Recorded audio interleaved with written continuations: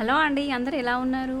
అందరికీ నాగుల పంచమి శుభాకాంక్షలు. ఎప్పటిలాగే ఈసారి కూడా పుట్టలో పాలు పోయడానికి అయితే మా ఊర్లో ఉన్న గుడికైతే వెళ్ళాము. దీనికి ఒక ప్రత్యేకత ఉందండి. ఇది పురాతన కాలం నాటిది. వెనుక చూసారా, రాజుల కాలం నాటి గుడి. అది శిథిలావస్థలో ఉంది.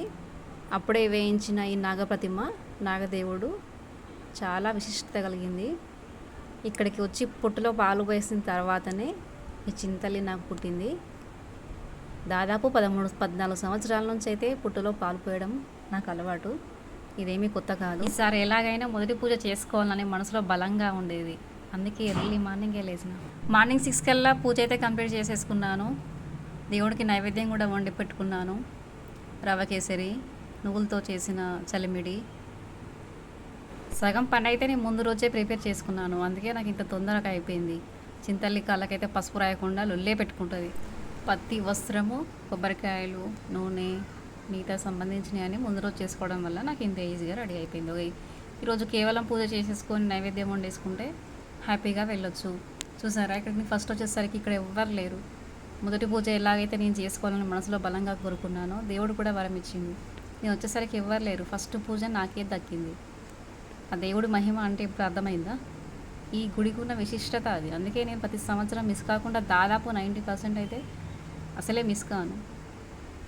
పెద్దవాళ్ళమైన మనం ఎలా పూజ చేస్తామో నా చిన్న తల్లి కూడా సేమ్ అలానే ప్రింట్ దిద్దిందండి. బట్టలు మొత్తం కుంకుమ పసుపుతోటి కలిసిపోయినాయి. ప్రదక్షిణలు అయితేంది, బొట్టు, బోనం, దీపం, ధూపం, అగరబత్తి ఏది మిస్ చేయలేదు. దాదాపు ఈ వీడియోలో మీకు లాంగ్ అవుతుందని అన్నీ కట్ చేసిన. అగో నేను పైన వస్త్రం పెడుతుంటే తను కూడా వస్త్రం యాడ్ చేస్తుంది. కాకపోతే నైవేద్యం చూడగానే ఆకలేస్తుంది అని దేవుడి కంటే ముందే తనే తినేసింది. చిన్నపిల్లలు దేవుడితో సమానం అని నేను కూడా వద్దనకుండా ఇచ్చేసాను. చాగంటి లాంటి అయ్యగారులు కూడా అంటారు కదా, పిల్లలు అడిగినప్పుడు ఇచ్చేసేయాలని. అదే మనసులో పెట్టుకొని ఇచ్చేసాను. ప్రదక్షిణలు చూసారా ఎలా వేసిందో? ఇదే శివాలయం. దాని వెనుక ఉన్న గుడే ఇదండి. 100 సంవత్సరాల క్రితంది. ఆల్రెడీ ఇది కూలే దశలో ఉంది. ఎవరిని బలి చేస్తుందో అర్థం కాదు.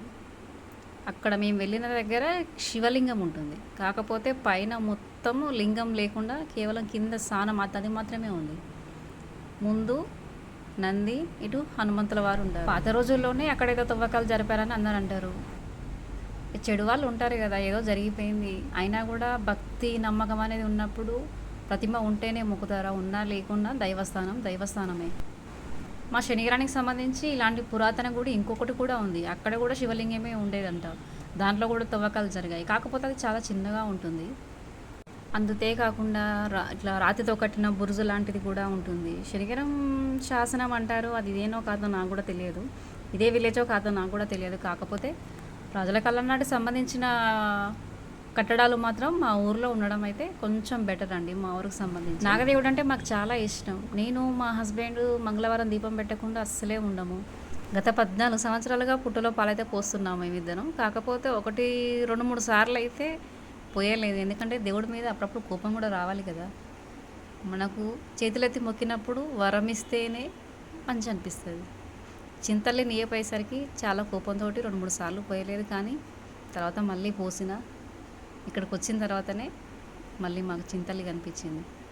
ఇది చాలా ఈ జీవితానికి. చిన్న తల్లి చేయని పని లేదు అక్కడ. చూసింది కదా ఎంత అల్లరి చేసింది. ప్రతిదీ కుంకుమ, పసుపు, ప్రదక్షిణలు చూడండి. ఇంత చిన్న వయసులో ఇలా భక్తి ఎట్లా వస్తుంది? కేవలం బయటికి వెళ్ళినప్పుడే కాదు, ఇంట్లో కూడా అంతే.